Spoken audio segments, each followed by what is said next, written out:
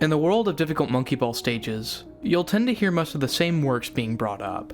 Monkeys Need Hard Levels to Breathe, Kaizo Monkey Ball, and most recently, Monkey Ball Supernova. Each one of these packs exists as a dedicated release of some of the most difficult monkey ball levels ever constructed. And that release structure is no accident. Unless you're a speedrunner or a very high level player that could definitely be a speedrunner if they wanted to, stages of this sort probably don't interest you very much. I mean, try to imagine a complete campaign of Monkey Ball levels designed to end with content resembling that of Kaizo Monkey Ball.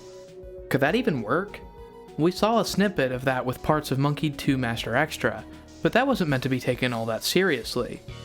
Is there a way to make a natural feeling difficulty curve for a pack that ends on some of the toughest levels ever devised? Well, the thing is, there is one other name that gets brought up in those discussions. Super Monkey Ball 651, World 10. 651 has such a fascinating legacy to me. It was such a groundbreaking pack for its slew of impressive innovations, and yet is mostly remembered for its ending world and little else by players at large. Even the discussions I've personally had with people when it comes to 651 almost exclusively revolve around World 10.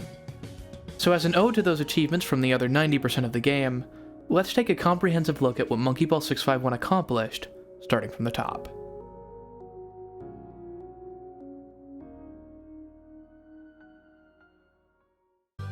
Right out of the gate, Monkey Ball 651's structure was in and of itself influential. Though Monkey 1 technically only had a story mode to speak of, and Monkey 2 maintained a focus on it, no final form of a pack up to this point had truly been designed to take advantage of story mode. And yet from the first go, 651 absolutely nails its early game. It's up there with previous highlights like 2-in-1 Beginner, Monkey Ball Madness Beginner, and early Re-Encore, but playing to the strengths of story as opposed to challenge. World 1 especially feels so distinctively fleshed out for this early on. In a sea of beginner-focused packs that struggle to gain an identity, we see Scrap do that before we even get to the stuff that most people know him for. The larger nature of most of them also allows you to really get a feel for each one before jumping into the next, something often missing from World 1 and beginner levels, even in official Monkey Ball games. I wonder if the larger checker size Scrap employs affected that. World 2 continues the trend of large yet tightly focused stages with a great speed stage as well as 2 great tutorials on the different types of jump pads. World 1 had a stage with jump pads in them too, but it didn't force you to learn about how exactly they worked like Funhouse does. World 3 brings its own share of obstacle training. Corner block, slicer, and gyration are all fun timing challenges, and waves act as a fun spin on the wire choice formula. As far as story modes go, they don't get off to much better starts than this. After the early game training for different obstacle types, 651 spends the next 4 worlds making extremely good use of the freedom story mode offers you, in many ways focusing on puzzles that I'd actually feel bad for spoiling. Part of what makes this section of 651 so great is the ability to mess around and discover the secrets of these stages yourself.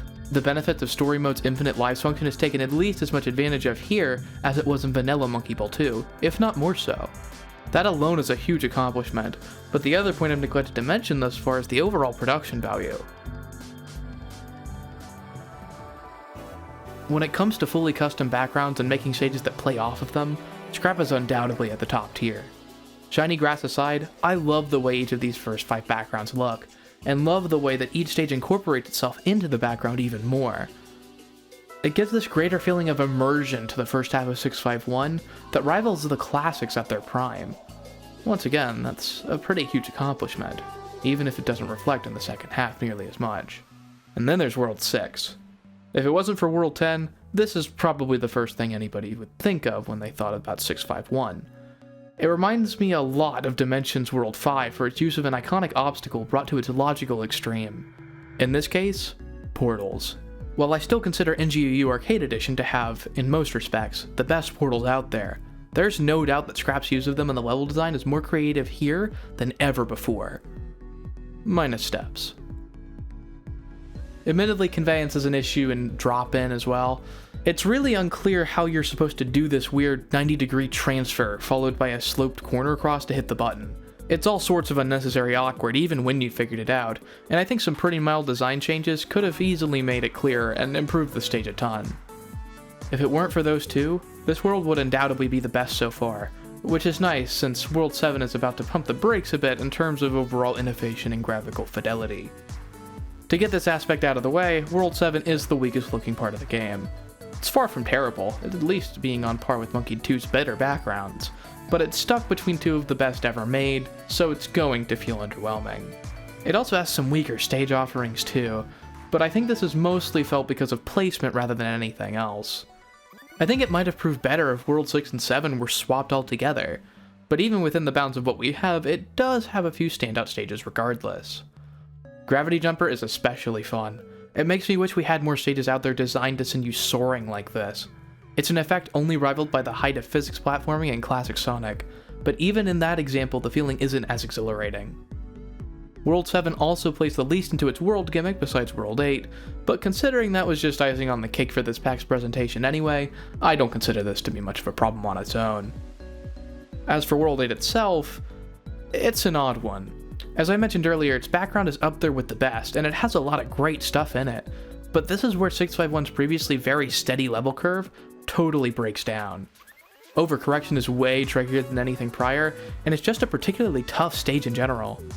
More sidling practice stages from earlier on would have helped this a fair bit, but I do think that regardless, it should have been swapped with an easier World 9 stage.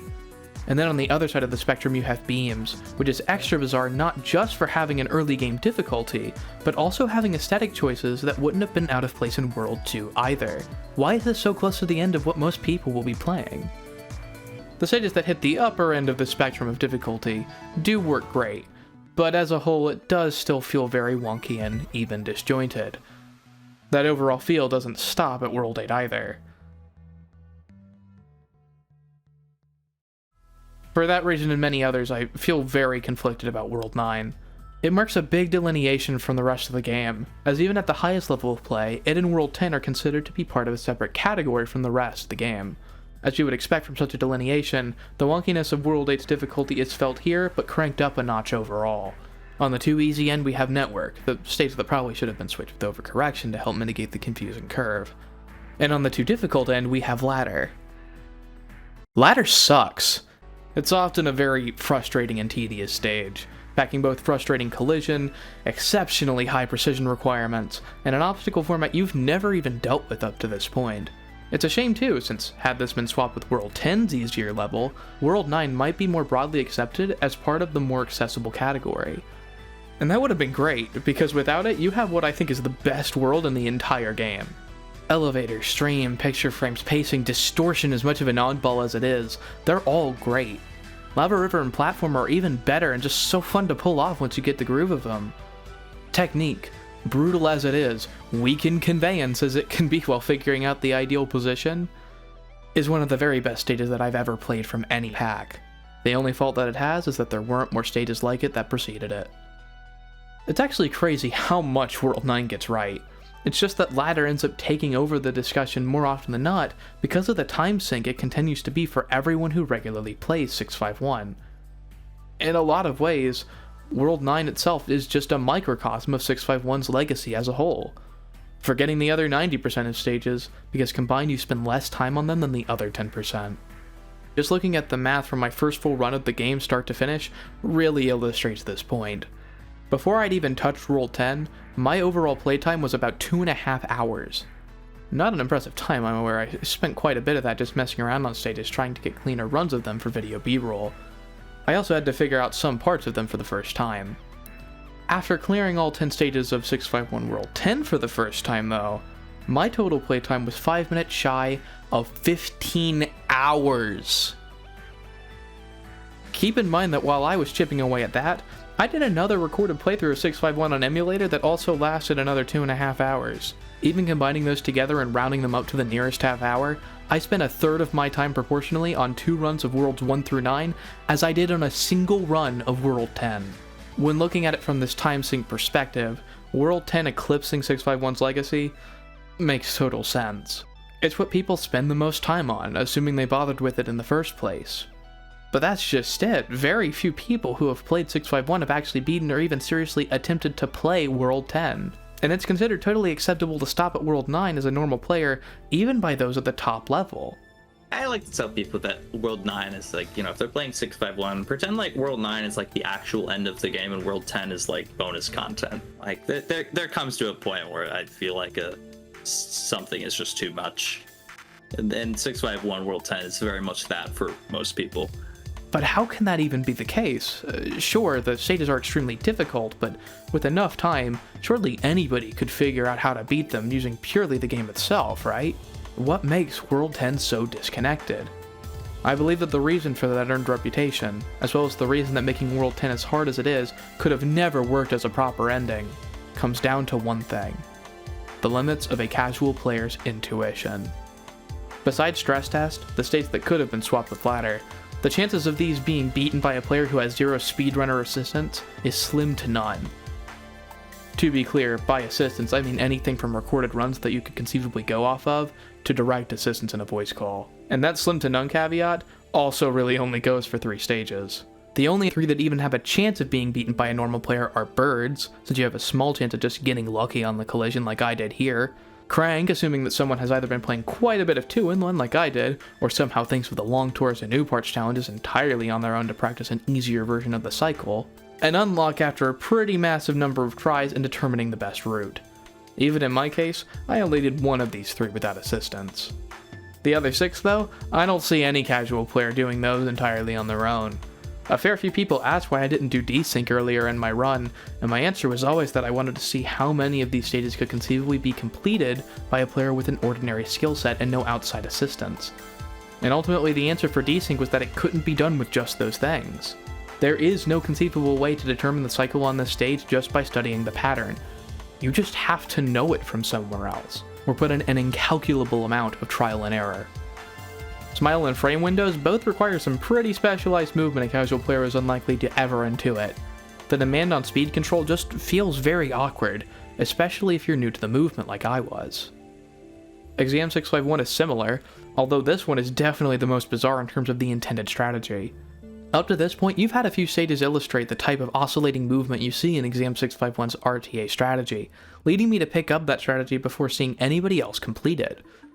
I was shocked the first time I saw Scrap's official run of Exam 651 for this reason. Nothing really tells you that such a strategy makes the most sense here. Sleek Hopper HD is one that I mostly consider uncompletable entirely without assistance due to its infamous ending wire. This slightly off-kilter and uphill inclined monster will end almost every run that manages to reach it while learning the stage. It's stupidly hard, and I would have thought that my successful run at it was a bit of a fluke if it weren't for a previous time over where I pulled it off up until the last stretch. It is possible to get used to once you have the necessary information, but like most of World 10, there's no lead up to this sort of obstacle anywhere in the game. And lastly, for both my run and for the game, there's Antlers. And Antlers I think acts as a microcosm of World 10 as a whole. As a concept, it's brilliant. The idea of using these swaying U-curves is so cool, and it plays cool too at first, but because this is 651 World 10, it had to end on one of those swaying curves that's only a 0.1 unit thick. For players who are mostly just experienced in vanilla, that's the thickness of the warp goal wire on Advanced 11 for Monkey Ball 1. Now imagine that instead of a straight line, you have to land on that from another fairly thin wire while they both sway at high speed. It's crazy, and like most of World 10 intended, completely untenable for the average player to pick up. The RTA speedrun strat, similarly to doing Birds with the IL strat, is actually easier, more practical, and more reliable even when you aren't speedrunning. The difference is how likely a person is to even figure out Antlers RTA on their own. Accordingly, that leaves more than half of World 10 completely untenable without assistance. It's worth noting that even if you are a speedrunner with top-notch skills in Monkey Ball, you still aren't likely to ever get desync without Scrap's original playthrough to go off of. But that's it. Assuming you're willing to put the time in and take up those complex strategies from outside sources, 651 World 10 is beatable. If your goal is to just experience these in a largely casual sense, simply intuiting the stage in front of you and figuring it out based off of previous mechanics, then you should probably look elsewhere after World 9. Even for stages that can theoretically be beaten by a normal player, it's hard to call any of the stages in World 10 besides Stress Test casually completable. They require a pretty exceptional amount of time to even complete with help, much less without it. There's something undeniably different in the level philosophy once you cross the threshold of intuitability, and World 10 crosses that more often than it doesn't. For that, Even as someone who has finished the entire thing and did enjoy parts of it, I can safely conclude that World 10 isn't necessary to get the 651 experience. In some ways, I actually recommend experiencing it separately from the rest of the game if possible, through separate sessions and sittings. That being said, I wouldn't call World 10 terrible, even if it is undoubtedly flawed. I actually consider some of them to be great stages on their own. Smile is pretty cool once you understand the movement. Same goes for Exam 651's RTA strat. Ultimately, I also think that the crossing of the threshold of intuitability was largely unnecessary. Similarly to Antlers, most of these stages would be much more approachable in a slightly more forgiving form. Wires don't need to be this thin, mostly, but I think other signifiers could also help with completing these stages. Maybe if time trial ghosts were an unlockable in Master to show you how to complete the more confusing movement challenges? Regardless of how they were made more understandable, the point remains that in their current state they should have never been the ending to 651. As for why they are, I think it mostly comes down to the attention the World 10 stages draw to someone who's mostly just played vanilla. If that was the reason though, I think that World 9, had it been the final world, would have accomplished the same effect while not harming the legacy of the pack. Also, had the guided route of hiding the endgame been a thing back then, we might have received a very different endgame for 651. Of course, that's a topic for later though. I think the last key element of 651 I have yet to bring up is the music. As you've been tipped off to a bit by the way each track has been credited throughout this video, Super Monkey Ball 651 is, to this day as of recording, the only Monkey Ball ROM hack with music created specifically for it. Though version 1.0 of 651 used random bits of party game music from Monkey Ball 1 and 2, the current and final update of the game did away with this reuse in this regard, and instead implemented music by artist Jim Nopedi. 7 of the tracks were made exclusively for 651, 2 others were tracks made by Nopedi beforehand and fit their respective molds. And lastly, World 10 was a remix of Soft Touch by Willing. As for how the score works in-game, it mostly works very well. Most of the tracks take the disco and house influences of the Monkey Ball score and chill them to perfection. Sometimes. When it comes to the more chilled out environments like World 8, it really works, arguably just as well if not better than the more bombastic feel of the classics. For World 10 though, I don't really think it's a great fit. It does suit the environment beautifully, I'm sure that's why it was picked, but these stages demand something with a little more punch, or at least something a little more portentous like Vanilla SMP 1 Master.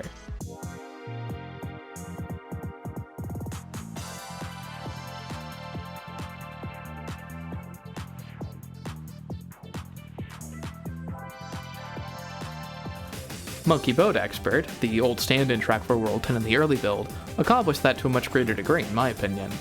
This is final world music. This is music for around the World 5 mark. The big exception to this overall feel is Exotic Volcano. This track has that final level punch I just mentioned. It does feel a little different from the rest of the game as well, mostly taking cues from the classic N64 sound fonts. Leave the Lava Land comparison aside, it really suits that final level feel for those stopping here. Just another reason to do so, I suppose. The track also has a great conclusion that was cut from 651 for looping reasons, so I recommend checking that out after you're done either way. 651 is quite the curiosity to me. I've certainly gained a greater appreciation for it over time, especially World 9, and I am satisfied to say that I've conquered each and every bit of World 10 at least once. Overall though, I don't blame anyone for stopping at World 9. All I recommend is that wherever you stop, you don't rely on save states to do it. Do it legit, and you won't be disappointed. Thank you so much for watching. We're in the endgame now, with just one more detour before our final stop. See you guys next time where we briefly cover the community packs. See you there.